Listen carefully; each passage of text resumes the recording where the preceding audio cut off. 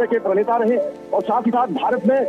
वैकल्पिक राजनीति के भी उन्होंने रखी और साथ ही साथ अटल बिहारी वाजपेयी जो कि समन्वय समावेशी राजनीति के समन्वय करता रहे। इन तीन महापुरुषों की प्रतिभा का अनावरण अब से थोड़ी देर पहले प्रधानमंत्री नरेंद्र मोदी ने किया है। निश्चित तौर से जो वैचारिक पृष्ठभूमि डॉक्टर श्यामा प्रसाद मुखर्जी ने तैयार की, उस वैचारिक पृष्ठभूमि को बीज रूप में जो उन्होंने वपन किया, उस बीज को सीता पखाड़ा पंडित दीनदयाल उपाध्याय ने और उसको वटवृक्ष का स्वरूप दिया अटल बिहारी वाजपेयी ने। तो निश्चित तौर से अगर देखें तो पंडित दीनदयाल उपाध्याय, डॉक्टर श्यामा प्रसाद मुखर्जी और अटल बिहारी वाजपेयी जी को आज ये कार्यांजलि है, भावांजलि है और ये कहीं न कहीं निश्चित तौर से देश को एक बहुत बड़ा प्रेरणा का स्थल होगा।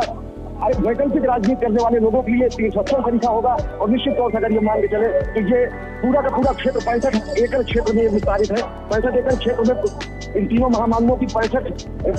ठीक ऊंची प्रतिमाओं का अनावरण किया गया है। तो और उससे भी बड़ी बात यह है कि पूरा का पूरा क्षेत्र तराई का क्षेत्र था, गोमती के किनारे का क्षेत्र था, केवल कूड़ा कचरा का निपटान यहाँ पर किया जाता था, लेकिन इसमें बेहद बहुत सुंदर तरीके से सजाया गया है और अब एक तीर्थ के रूप में स्थापित होगा। जो भारत में वैकल्पिक राजनीति की बात करते हैं, जो भारत में समावेशी राजनीति की बात करते हैं, जो भारत में राष्ट्रवाद के पुरोधाओं को दर्शन करना चाहते हैं, तो निश्चित तौर से आज बड़ा दिन। और उससे एक चीज मैं और बताना चाहूंगा, इस 65 एकड़ परिसर में बेहद सुंदर विश्वस्तरीय संग्रहालय बनाया गया। उन संग्रहालयों में प्रधानमंत्री नरेंद्र मोदी ने डिजिटल माध्यम से भी अवलोकन किया। उस संग्रहालयों में डॉक्टर श्यामा प्रसाद मुखर्जी को समर्पित एक गैलरी है, अटल बिहारी वाजपेयी जी को समर्पित एक गैलरी है, एक गैलरी डॉक्टर पंडित दीनदयाल उपाध्याय को समर्पित है और एक गैलरी जो है वो जनसंघ और भाजपा के जो अब तक की विकास यात्रा है उसको लेकर समर्पित है। तो निश्चित तौर से ये वैकल्पिक राजनीति के पुरोधाओं के रूप में, राष्ट्रवाद के प्रणेताओं के रूप में, सांस्कृतिक राष्ट्रवाद का इस समय पुनर्जागरण का काल चल रहा है। तो भारत के सांस्कृतिक पुनर्जागरण के इस काल का ये एक महान तीर्थ तरीका स्थापित हुआ है, जिसका लोकार्पण अभी थोड़ी देर पहले प्रधानमंत्री नरेंद्र मोदी ने किया है।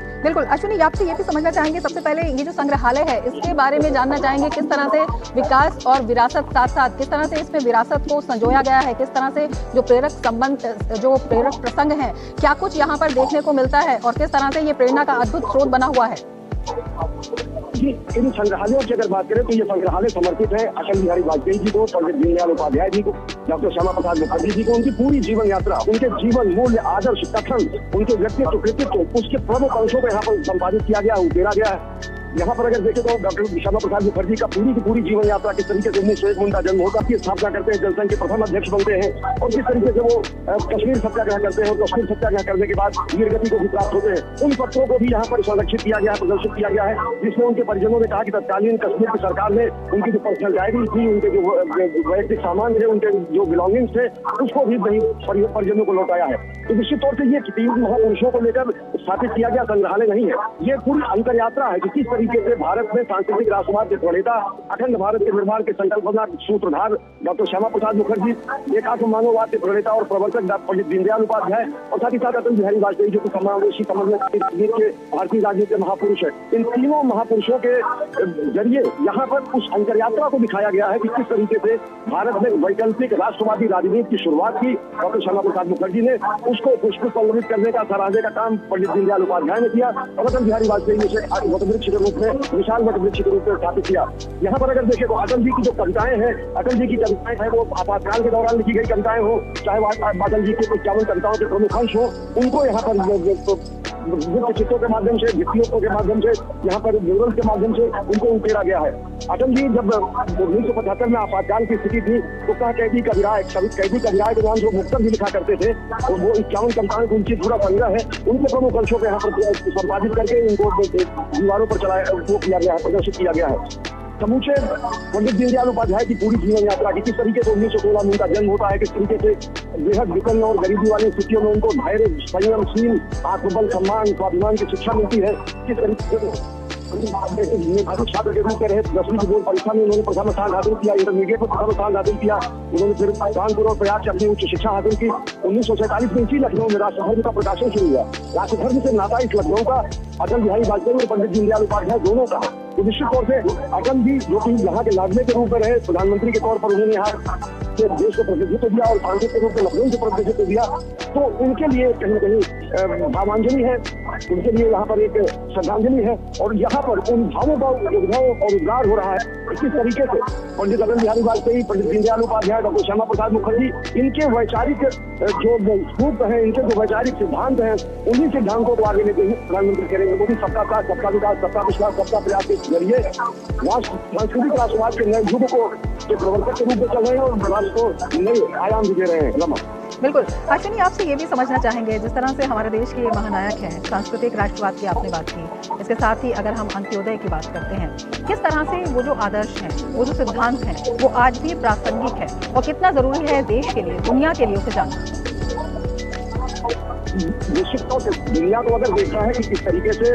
समन्वयवादी समावेशी सोच के साथ नए राष्ट्र का अभ्युदय हो रहा है, तो इस विश्व को आकर देख सकता है। दुनिया को अगर देखना है कि भारत किस तरीके से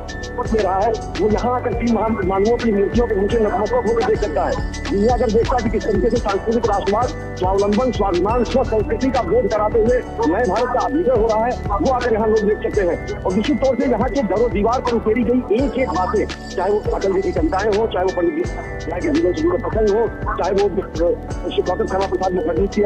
कश्मीर का सत्याग्रह हो, किस तरीके से वो जेलों में बंद रहे, कश्मीर में बंद रहे और उनकी मृत्यु हुई, वो चिट्ठी जो जवाहरलाल नेहरू को उस समय उनके परिजनों ने लिखी थी, वो सार जिस तरीके से वीर गति की सूचना प्राप्त हुई थी, यहाँ आने पर कहीं न कहीं चिंतन स्थिति बनती है कि किस तरीके से अश्विनी, बेहद महत्वपूर्ण ये भी जानना है, अपने जीवन का क्षण और शरीर का के लिए समर्पित किया। बिल्कुल, हम देख रहे हैं ये जो संग्रहालय है, अत्याधुनिक इमर्सिव टेक्नोलॉजी का इसमें इस्तेमाल किया हुआ है। हम अपनी विरासत को साथ लेके चलें, लेकिन विकास की जो अत्याधुनिक ऊंचाइयां हैं उनको भी छुएं। अपने आप में प्रधानमंत्री मोदी का भी बड़ा संदेश है ये। निश्चित तौर से यहाँ पर अगर देखें तो नए उभरते भारत का स्वरूप दिखता है। यहाँ पर दिखता है कि किस तरीके से भारत नए आयाम कर रहा है, भारत किस तरीके से विकास और विरासत दोनों को लेकर चल रहा है, किस तरीके से भारत अपने वैभव का विस्तार कर रहा है। लेकिन उस वैभव के मूल में अगर कुछ है तो हमारे स्व संस्कृति है, हमारा सांस्कृतिक पुनर्जागरण है, हमारा भारतीयता का वो परिवेश है जो सामाजिक समावेशी समाज का निर्माण करता है, समाज के हर वर्ग को लेकर चलने की जो प्रेरणा और समाज के अंतिम पायदान पर खड़े व्यक्ति के उत्थान का जो मंत्र, अंत्योदय का मंत्र पंडित दीनदयाल उपाध्याय जी ने दिया, उसी को साकार करने के प्रयासों में प्रधानमंत्री नरेंद्र मोदी 11 वर्षों से लगे हैं। और उन्हीं सिद्धांतों को आत्मसात कर अंत्योदय जो कहा जाता है कि पथ